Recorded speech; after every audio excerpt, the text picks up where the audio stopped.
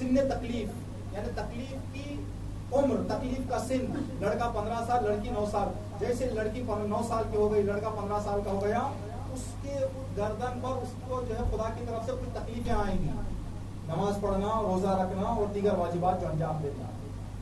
تو خداوند عالم نے سوال نہ کرو ان چیزوں کے بارے میں، اگر جواب پتا چل جائے تو مشکل میں آ جاؤ، تمہارے پریشانی کا سبب بن جائے گا، تمہاری مصیبت کا سبب بن جائے گا. تو ایسے سوال نہ کرو.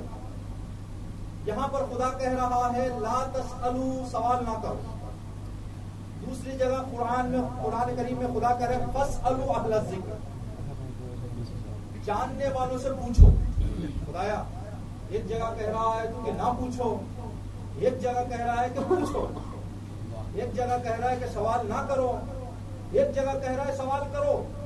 اب ہم کریں یا نہ کریں؟ خدا کہہ رہا ہے کہ دیکھو سوالات مختلف طرح کے ہوتے ہیں. فائدے کے سوالات ہیں تو کرو، نقصان کے سوالات ہیں تو نہ کرو. قرآن کریم میں اس چیز کی مثال بہت زیادہ دی گئی ہے کہ لوگ اس طرح سے آ کر اماموں سے، پیغمبروں سے ایسے سوالات کرتے تھے جو نہ ان کی دنیا میں کام آنے والی تھی نہ دین میں کام آنے والی. سوالات مختلف وجہ سے، مختلف ارادوں سے انسان کرتا ہے. سوال کرنے کا صحیح استعمال علم کو اضافہ کرنا ہے یا اپنی علم کو پکا کرنا ہے. مجھے ایک چیز معلوم ہے، مجھے تھوڑا سا شک ہے کہ یہ صحیح ہے یا صحیح نہیں ہے، اپنی بات کو تھوڑا سا مضبوط کرنے کے لیے سوال کیا جاتا ہے. معلوم ہے، اس معلوم چیز کو مضبوط کرنے کے لیے سوال کیا جاتا ہے، یا نہیں معلوم تو معلوم کرنے کے لیے سوال کیا. سوال کا سب سے زیادہ استعمال کا جو جہت ہے، جس رخ میں ہم سوال کو استعمال کر سکتے ہیں وہ یہی ہے. لیکن اس کے جگہ، اس کے علاوہ کچھ سوالات ہیں جو ہم اپنی زندگیوں میں کرتے ہیں، مقصد ہمارا کچھ اور ہوتا ہے. یعنی مقصد اس علمی اضافے اور علم کی مضبوطی سے ہٹ کر کوئی اور چیز بھی ہوتی ہے، جس کے نمونے ہمیں تاریخ میں ملتے ہیں. ایک سوال جو انسان معمولاً اصلی مقصد سے ہٹ کر کرتا ہے، کسی انسان کو رسوا کرنے کے لیے، گرانے کے لیے سوال کرتا ہے. کسی آدمی کو انسان رسوا کرنا چاہے، اس کو اس کی حقارت کرنا چاہے، اس کو تحقیر کرنا چاہے، اس کی تو سوال کرتا ہے. یہ سوال جو ہے خدا کرے گا ایسے سوال نہ کرو. وہ سوال جو انسان کی تحقیر کے لیے ہے، انسان کو رسوا کرنے کے لیے ہے، اس طرح کا سوال جو ہے نہ کرو. یہ سوال معمولاً انسان کبھی آدمی سے کرتا ہے. شاید کوئی بھی آدمی خدا اور رسول اور اہل بیت کے بعد جو علم کے اعلیٰ درجے پر فائز ہیں، کوئی آدمی ادعا نہیں کر سکتا کہ میں ہر چیز جانتا ہوں. ہر آدمی اگر کھلے دماغ سے دیکھے تو معلوم جتنی چیزیں معلوم ہیں کمپیئر کریں، مقایسہ کریں تو چیزیں نہیں معلوم، تو دونوں کا مقایسہ جو ہے 10-90 ہو جائے گا. 10% اگر جانتا ہے تو 90% آدمی نہیں جانتا. نامعلومات ہمارے معلومات سے زیادہ ہوتے ہیں آدمی جتنا بھی پڑھا لکھا ہو. اسی لیے ہم جو کہتے ہیں سورہ الحمد میں بسم اللہ الرحمن الرحیم الحمدللہ رب العالمین، سب تعریفیں صرف خدا کے لیے، سب تعریفیں صرف خدا کے لیے. کیا غیر خدا کے لیے سب تعریفیں نہیں کر سکتے؟ نہیں، بالکل نہیں کر سکتے. کیوں نہیں کر سکتے؟ جس کے پاس ایک فضیلت وہ مکمل طور پر تعریف پوری اس کی جائے گی. علمی اعتبار سے اگر ہم کسی کی تعریف کرنا چاہیں، اگر آدمی ڈاکٹر ہے، ڈاکٹری میدان میں اگر اس کو معلومات ہے تو پھر اس کے انجینئرنگ فیلڈ سے وہ ناآگاہ ہے، جاہل ہے انجینئرنگ فیلڈ کا. اگر کوئی دینی معلومات کچھ رکھتا ہے تو دنیاوی معلومات سے یا کوئی مخصوص موضوع سے وہ ناواقف ہے، تو اس کی مکمل تعریف ہم نہیں کر سکتے. اگر کوئی مکمل تعریف کسی کی ہم کر سکتے ہیں تو ذات پروردگار ہے، جو ہر علم رکھتا ہے، جس کے اندر پھر جہالت کا کوئی تصور نہیں ہے. انسان کی معلومات کا درجہ مجہولات سے کئی درجہ پائن ہوتا ہے. سوال کرنا رسوا کرنے کے لیے آدمی کو، یا تو اس کو حقیر کرنے کے لیے، یہ ایسا سوال ہے جو معمولاً کبھی کبھی ہماری زندگیوں میں ہم استعمال کر بیٹھتے ہیں. قرآن کہہ رہا ہے کہ ایسے سوال نہ کرو. چھٹے امام کی بھی روایت ہے، مولا کائنات کی بھی روایت ہے کہ ایسے سوال نہ کرو. کہتے ہیں کہ عالم دین ممبر سے نیچے اترے تو ایک شخص نے آ کے ایک سوال کیا. انہوں نے کہا کہ نہیں مجھے نہیں معلوم، جواب مجھے نہیں معلوم. جو سوال آپ کر رہے ہیں اس کا جواب مجھے نہیں معلوم. تو اس سوال کرنے والے نے کہا کہ جب آپ کو نہیں معلوم تو ممبر پر کیوں گئے؟ جب آپ کو سوال کا جواب نہیں معلوم تو ممبر پر کیوں گئے؟ انہوں نے کہا کہ بھائی ممبر کتنے سیڑھیوں کا ہے؟ 3 سیڑھیوں کا. کہا میری معلومات 100 میں سے 3 ہیں. اگر میری نامعلومات کا ممبر بنا جائے تو آسمان تک بنانا پڑے گا. پھر میری معلومات کا ممبر 3 درجے ہے. اگر میرے نامعلومات اور جن چیزوں کو میں نہیں جانتا ہوں اس کا ممبر بنانا چاہو تو اتنا بڑا بنانا پڑے گا آسمان پر جا کے اس کا آخری زینہ جو اس کا آسمان پر رہے گا. یہ حقیقت ہے انسان کی، اس میں کوئی نہیں ہے. ہم لوگ اپنی زندگی میں یہ صرف نہ دیکھیں کہ مثلا ہمارے ساتھ ہو رہا ہے. ایک واقعہ صلوات پڑھ محمد علیہ محمد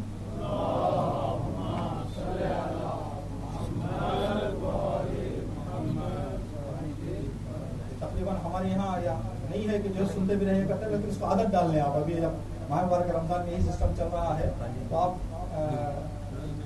تبرک بھی لیتے رہیں، چائے بھی لیتے رہیں، اور جو ہے اپنے دھیان کو توجہ کو جو ہے ہماری طرف رکھے تاکہ جو ہے ایک نئی آدمی تو آپ کی خدمت میں کریں کہ جو ہے اس طرح کے سوالات کرنا صرف انسان کا انسان سے نہیں ہے. دیکھیں ایک مرتبہ معمولی انسان سے سوال کیا جائے تو ممکن ہے کہ آدمی یہ احساس کر لے کہ ہاں میں واقعی طور پر میں نہیں جانتا، مجھے سوال کیا گیا ہے. اماموں سے سوال کیا گیا، ایسے سوالات رسول سے ایسے سوالات کیے گئے کہ ویسے سوالات غیر رسول سے کبھی کیے ہی نہیں گئے. امام سے لوگ آ کر مولا کائنات سے جو سوال کرتے تھے، اگر ہم اپنے آپ کو مولا کائنات کی جگہ رکھیں پوری جہالت کے باوجود تو ہمارا دل جلتا ہے کہ کوئی ہم سے ایسا سوال کرتا ہے. کوئی ابھی آ کر ہم سے کوئی ایک سوال کرتے کہ ہمارے سر میں بال کتنے ہیں، تو ہماری پوری نادانی اور جہالت کے باوجود، ہمارے علم کی کمی کے باوجود ہمیں برا لگے گا کہ ایک ایسا سوال ہے جو آدمی ہم سے کر رہا ہے. اب باب العلم سے کوئی ایسا سوال کرے تو کتنا بڑا ستم ہے، کتنا بڑا ظلم ہے. یہی بات ہے کہ یہ کہتے ہیں کہ مولا کائنات اور اہل بیت آدھار پر ظالموں نے جو ستم ڈھائے اس سے بڑے ستم کچھ اور لوگوں نے بھی ڈھائے ہیں. یہ ایسے سوالات کرنا خنجر سے گلا کٹنے کے برابر ہے، اس سے بدتر ہے مولا کائنات سے جو ہے اس طرح کا سوال کیا جائے کہ یا علی یہ بتاؤ کہ میرے سر میں بال کتنے ہیں. پیغمبر اسلام سے آ کے کہتے تھے کہ یا رسول اللہ آپ یہ درخت کو کہیں گے کہ ہمارے سامنے آ کے جھک کے سلام کرے آپ کو، ہم دیکھیں گے تو آپ پر ایمان لائیں گے. پیغمبر اسلام کہتے کہ بھائی اگر آپ ایمان لانے کی آپ کا وعدہ کر رہے ہو، حکم دیتے پیغمبر اسلام موجودے سے درخت آ جاتا سامنے، جھکتا سلام کرتا واپس چلا جاتا درخت، تو کہتے نہیں یہ جادو کیا. تاکہ آپ پر کتاب آئی ہے، جب تک ہم پر کتاب نہیں آئے گی الگ سے تب تک ہم ایمان نہیں لائیں گے. جب اس طرح کے سوالات کیے گئے رسول کا حوصلہ پست ہونے لگا. یہ کس طرح کے لوگ ہیں، کتنے ضدی لوگ ہیں. تو پیغمبر اسلام نے جب اپنا اس طرح کے سوالات کو دیکھا، خدا کی طرف سے ایک جواب آیا حوصلہ بڑھانے کے لیے رسول کا. یسأل عن الموسیٰ اکبر من ذالک، اے رسول گھبراؤ نہیں، غم نہ کھاؤ، حوصلہ پست نہ کرو. یہ جو تم سے سوال کیا جا رہا ہے اس طرح کے ضدی سوالات، بیکار کے سوالات، ایسے سوالات موسیٰ سے اس سے بڑھ کر بھی کیے گئے ہیں. کم از کم تم کو کہہ رہے کہ کتاب دکھاؤ ہمیں لا کے، موسیٰ سے کہہ رہے تھے خدا کو سامنے جب تک لا کے نہیں بٹھاؤ گے ہم مانیں گے نہیں. ارنا اللہ جہرتن، خدا کو ہمارے سامنے بٹھا کے دکھاؤ. جب تک ہم خدا کو اپنے آنکھوں سے نہیں دیکھیں گے اس وقت تک ہم ایمان لانے والے نہیں ہیں. یہ وہ سوالات ہیں جس سے اسلام نے منع کیا ہے. ہم سے جو سوالات کیا ہمارے آپس میں اہل بیت سے، چھٹے امام امام جعفر صادق علیہ السلام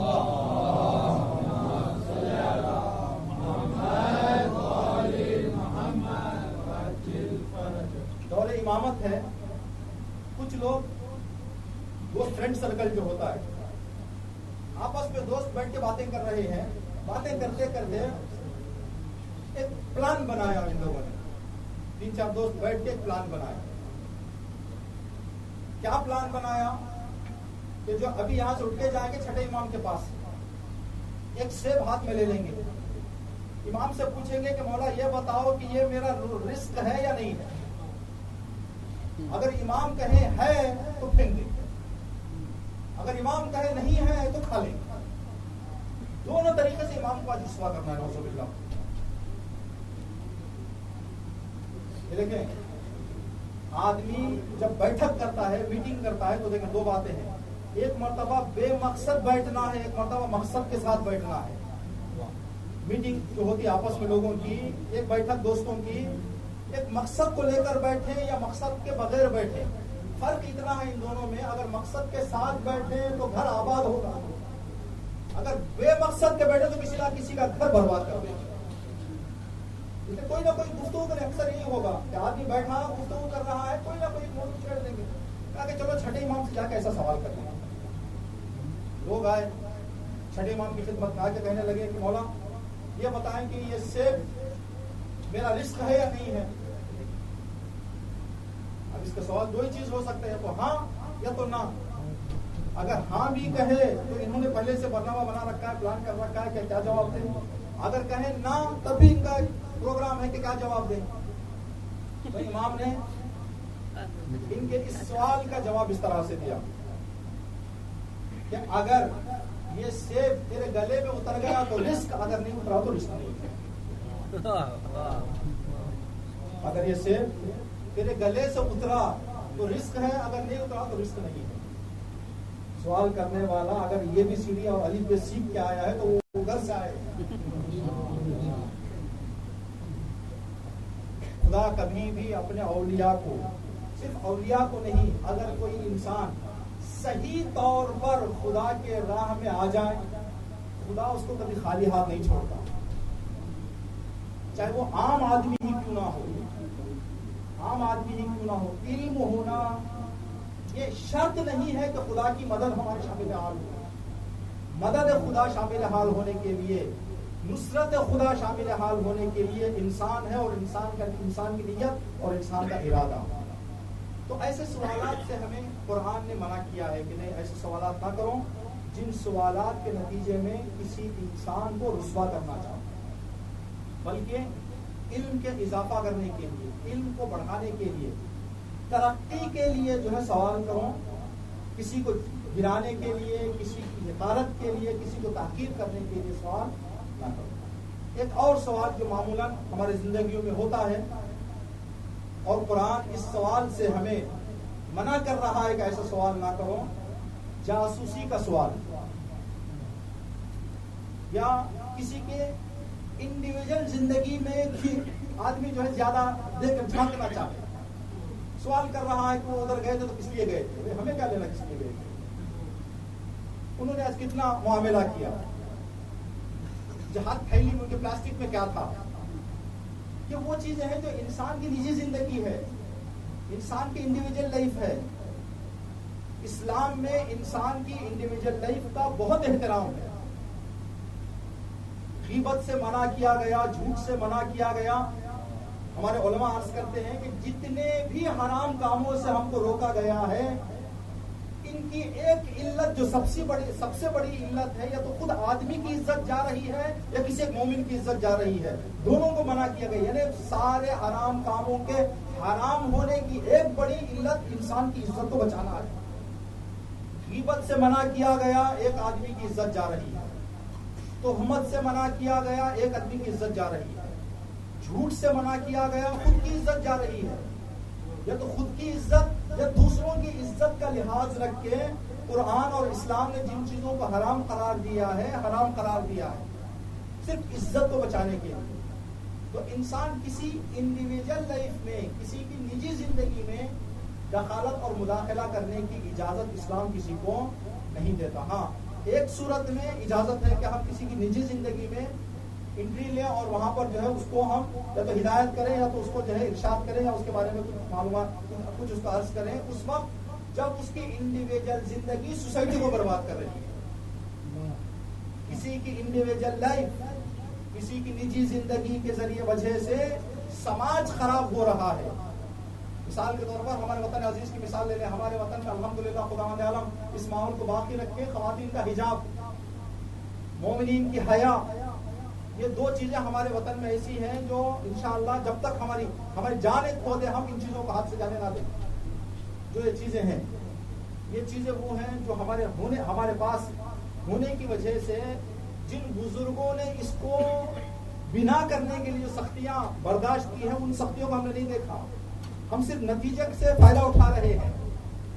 جب تک اس سختیوں کو ہم نہیں دیکھیں گے اس وقت تک ہمیں اس کی سختی کا پتہ نہیں چلے گا. ایران سے ایک مولانا آئے ہوئے تھے وطن میں، مہدوی یا رضائی. تو آپ کی خدمت میں عرض کریں کہ جو ہے ایئرپورٹ سے ہم گئے تھے لینے کے لیے ان کو. جب ایئرپورٹ سے مولانا اظہر صاحب کے گھر لے کے جا رہے تھے، زینب اسکول کا روڈ ہے جہاں سے گاڑی میں نکل رہے تھے، وقت 1 بجے اذان کا ٹائم تھا. تو زینب اسکول کی بچیاں ہماری لنچ ٹائم کے لیے گھر اسکول سے باہر جا رہی تھیں. تو بعض نوجوان لڑکیوں کا لباس کالا تھا جو مامدو پہنے ہوئے تھے، بعض اسکول ڈریس تھا جو بلو ڈریس ہے ان کا، وہ کپڑے پہنے ہوئے تھے. تو انہوں نے مجھ سے سوال کیا کہ کیوں اس اسکول کا ڈریس الگ الگ ہے. بعض کالے کپڑے پہنے ہوئے ہیں، بعض بلو کپڑے پہنے ہوئے، نیلے کپڑے پہنے ہوئے ہیں. تو ہم نے کہا کہ جناب بات الگ الگ کی بات نہیں ہے. جو بالغ لڑکیاں ہیں انہوں نے حجاب کے لیے مامدو پہن رکھا ہے. جو ابھی نابالغ بچیاں ہیں وہ اسکول ڈریس میں ہیں، بس اسکارف پہن کے. جیسے یہ جملہ ہماری زبان سے نکلا، سر جھکا کے ایک ہی جملہ انہوں نے کہا 3 مرتبہ، یا حسین یا حسین یا حسین. آپ کی قربانی کا نتیجہ کہاں تک پہنچ گیا. میں ہندوستان آ رہا تھا تو میں خواب و خیال میں نہیں سوچا تھا کہ یہاں حجاب ملے گا. میں ایران سے باہر نکلا تو میرا تصور یہ تھا کہ ہندوستان میں بے حجابی ملے گی، ہندوستان میں بے دینی ملے گی، ہندوستان میں بے حیائی ملے گی. چھوٹی چھوٹی بچیاں اتنا حجاب کے پابند. 3 مرتبہ انہوں نے سر جھکا کے آنکھوں سے آنسو نکال کے کہا یا حسین یا حسین یا حسین. آپ کی قربانی ظالم جو وہاں ختم کرنا چاہ رہے تھے، ہندوستان کے کس کونے میں آ کے دیکھ رہا ہوں. یہ ہمارے پاس یہ عظیم چیزیں ہیں. تو انفرادی زندگی اگر کسی کی اجتماع کو خراب کرے، مثال کے طور پر ہمارے وطن کی کوئی ایک عورت کسی بھی وجہ سے بے حجاب باہر نکل جائے، گرچہ اس کی نجی زندگی ہے لیکن ہم کو روکنا واجب ہے. اس لیے اس کے ایک کے باہر آنے کی وجہ سے پھر کل ماحول بگڑے گا. یہاں پر اس کے ایک کا مسئلہ نہیں ہے، یہاں سماج کی بربادی ہے. اگر کسی کا تنہا کام، آدمی گھر میں کیا کھا رہا ہے ہم کو ضرورت نہیں جا کے دیکھیں، لیکن اگر وہ باہر سماج کو خراب کرنے کے لیے تنہا باہر نکل رہا ہے تو یہاں پر ہر انسان کا وظیفہ اور ذمہ داری ہے اس کو روکیں. اسی طرح سے یہ بات ہم نے جو ہے کہا ہے کہ مردوں کے لیے بھی ہے. قرآن کریم میں حجاب کا حکم عورتوں کے لیے بعد میں آیا ہے، مردوں کے لیے پہلے آیا ہے. مولانا ذکی صاحب نے علی پور میں 2-3 مرتبہ یہ جملہ عرض کیا انہوں نے کہ قرآن کہہ رہا ہے کہ اے لوگوں اپنی آنکھوں کو حیا سے چھپاؤ، اے عورتوں پردہ کرو. پہلے مردوں کو حکم دے رہا ہے پھر عورتوں کو. تو مولانا ذکی صاحب خوبصورت جملہ کہتے ہیں اس کا مطلب یہ ہے اگر مردوں کی آنکھیں باحیا ہو جاتی تو کبھی عورتوں کو پردے کا حکم نہ ہوگا. یہ مردوں کی غلط نگاہیں ہیں جو مجبور کر رکھے ہیں عورتوں کو حجاب کرنے. تو اس طرح کے سوالات یعنی انسان کی نجی زندگی میں اور اس کی انفرادی لائف میں ہم کو دخالت کرنے کا حق نہیں ہے. یہ وہ سوالات ہیں. اور بھی مختلف سوالات جو ہے، بعض سوالات ہم کرتے ہیں، سوال جو ہے ڈانٹنے کے لیے ہوتا ہے. کبھی سوال آدمی سوال کرتا ہے لیکن سوال میں وہ ڈانٹنا چاہ رہا ہے. معمولاً یہ استاد یا والدین جو ہے یہ سوال زیادہ استعمال کرتے ہیں. مثلا بچہ غلطی کر گیا، کوئی چیز اس نے ایسی کر دی جو ماں باپ کو پسند نہیں ہے. ماں باپ بچے کا کان پکڑ کے کہتے ہیں تو نے گلاس توڑا، تو نے گلاس توڑا. سوال کر رہے ہیں اس سے. ٹھیک ہے، سوال کرنا جہالت کی وجہ سے نہیں کہ مجھے نہیں معلوم کہ گلاس توڑ دیا ہے، مجھے معلوم ہے کہ گلاس توڑا ہے، بس اس کو ڈانٹنے کے لیے سوال کر رہے ہیں. خداوند عالم نے بھی قرآن کریم میں کئی جگہ پر ہم لوگوں کے کان پکڑے ہیں، ڈانٹ کے ہم کو سوال کیا ہے.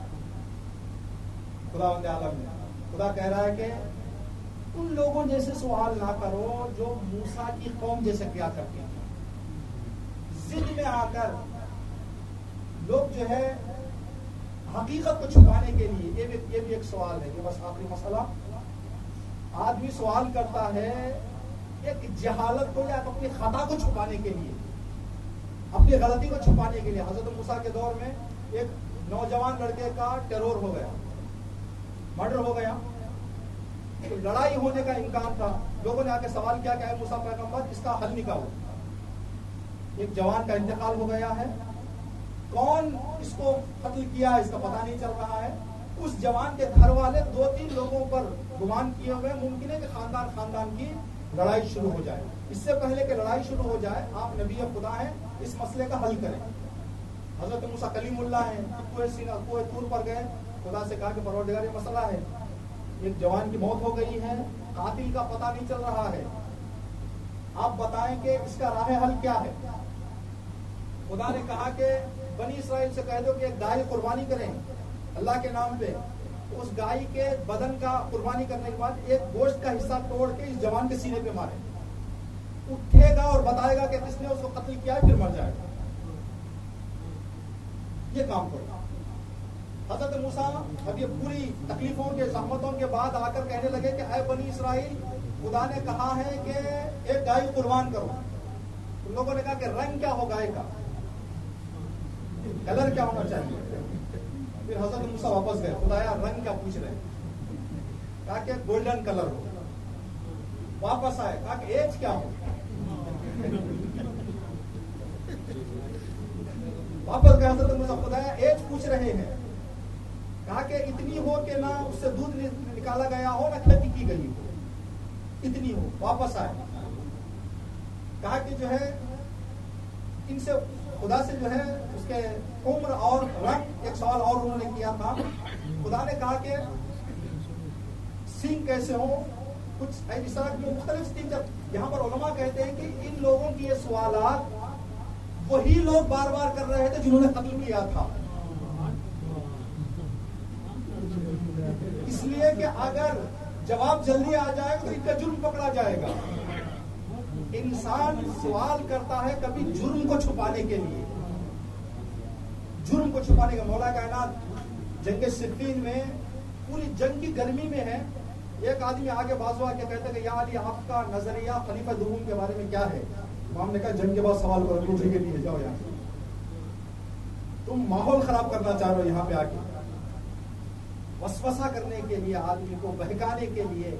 یہ وہ سوالات ہیں جن سوالات کو خدا نے سوال کرنے سے ہمیں منع کیا ہے. یعنی سوال کرنا ایک بہت خوبصورت چیز ہے, بہت ضروری چیز ہے. جس کے یہاں تک روایت میں ہے کہ العلم کنز ومفتاحها السؤال, علم خزانہ ہے, اس خزانے میں سے استفادہ کرنے کا تنہا راستہ سوال کرنا.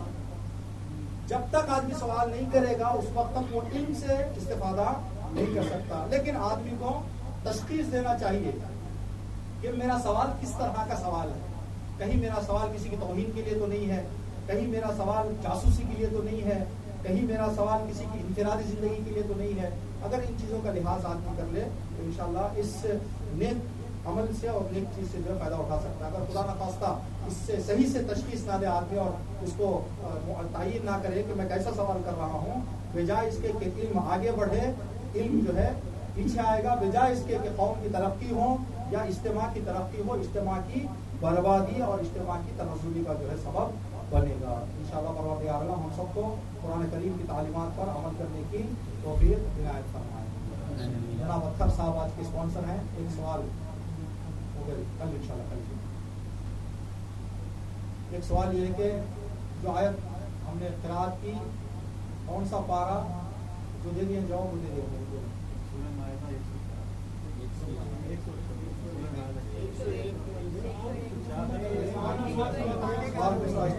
جواب آ گیا.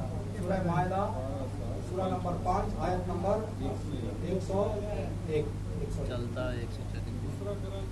امام صادق علیہ السلام سے کیا سوال کیا گیا اور امام نے کیا جواب دیا؟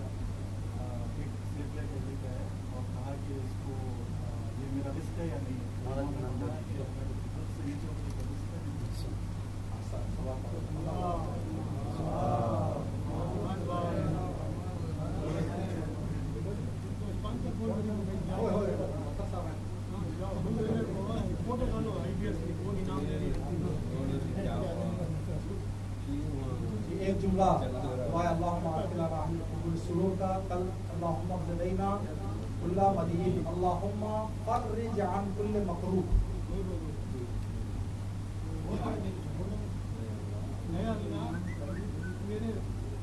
मेरी परेशानी भी दूर करो। सबकी परेशानी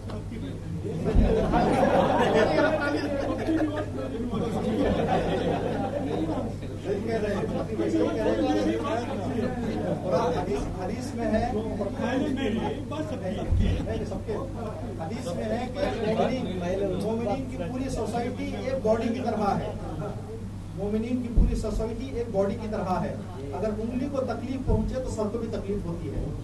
फकीर रजा भाई की तकलीफ को दूसरों की तकलीफ देख के जो है वो बोल रहे हैं कि एक को तकलीफ हो तो सबको तकलीफ हो, सबकी तकलीफ उनकी तकलीफ। इंशाल्लाह खुदा ताला हम सबको माह मुबारक रमजान के दुआएं और माह मुबारक रमजान के। जी अगर कोई सवाल है और रोजे के हवाले से या जो गुफ्तगू की है उसके हवाले से तो 4-5 मिनट को जो आप करेंगे इंशाल्लाह। अगर मालूम है तो बताएंगे, अगर नहीं तो इंशाल्लाह फिर कल आपकी खिदमत में करेंगे। कोई भी सवाल सीरत थी, इमाम के मैंने जब तकरीर करते थे, तकरीर करने के बाद सवाल करते थे इमाम को मैंने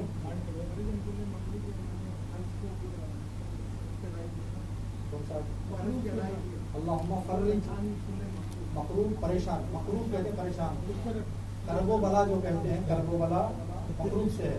अल्लाहुम्मा फर्रिज, फर्रिज यानी हल कर दे, हल कर दे तमाम परेशानों की परेशानी।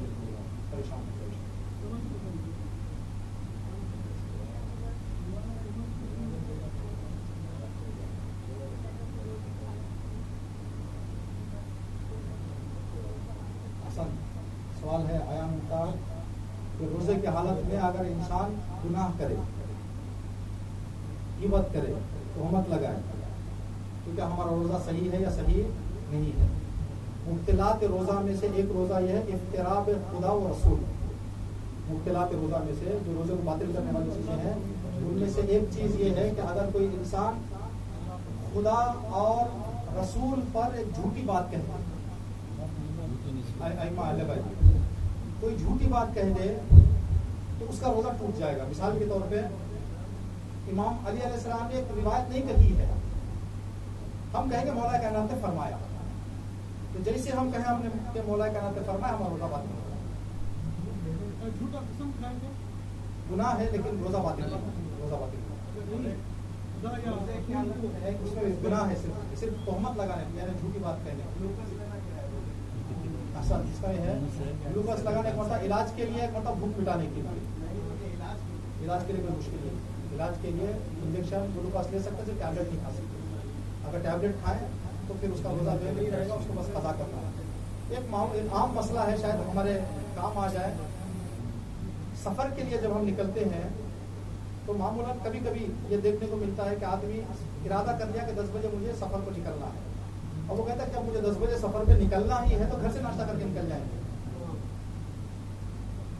एक मरतबा आदमी घर से नाश्ता करके निकल रहा है, एक मरतबा सहरी खा के रास्ते में खा रहा है। दोनों में फर्क ये है, अगर रास्ते में खाए तो सिर्फ कज़ा है, अगर घर से खा के जाए तो कफारा मिलेगा। अगर घर से खा के निकले आदमी 60 रोजे रखना है एक रोजे के बराबर में। एक रोजा छूटा तो 60 रोजे रखना है। अगर रास्ते में खा लिया तो एक का चुप गया। तो कुछ दिन पहले एक आदमी ने सवाल किया कि मैं 70 साल की उम्र हो गई है, मैंने अभी तक रोजा नहीं रखा, तो क्या करूं, मैं कितना कफारा दूं? उन्होंने कहा पूरे चाइना को खाना खिला दो या पूरे फिलिस्तीन को आजाद कर दो, तब जाके तुम्हारे रोजे का कफारा होगा। जिंदगी भर रोजा नहीं रखा है तो उसका कफारा यही है कि तो चाइना को खाना खिलाओ या कि फिलिस्तीन।